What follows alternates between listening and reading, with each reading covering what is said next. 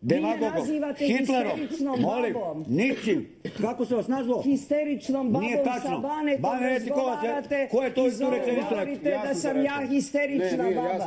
Ja nisam histerična baba. Ja to nikad nisam rekao. Kad nađete to na snimku... Poštujem moralne principe na koje ste vi pljunuli. Ja nisam pljunuo ni na moralni princip. Vi tvrdite da vladika Nikolaj... Ne tvrdim uopšte. Šta ste tvrdili pre? Nemojte mi potezati, molim vas. Niste rekli? Ja nisam nikad rekla vladiku, pominjala nisam. Šta ste rekli da je bio u Dachau? Ne, šta sam rekla? Ja sam rekla, moj otac je bio u Dachau i preživeo je. A vladika Nikolaj je bio nešto drugo, to ste rekli. Bio je, to znaju svi, ali ja to nisam rekla. Šta je bio drugo? A drugo je bilo da mi nemojte mahati ovde da ste vi izvršili zadatak što vam je naložila zadruga. Jer izvršiti zadatak ponekad nije vrlina. Ponekad nije vrlina. Pogotovo nekad vi pominjete vojsku.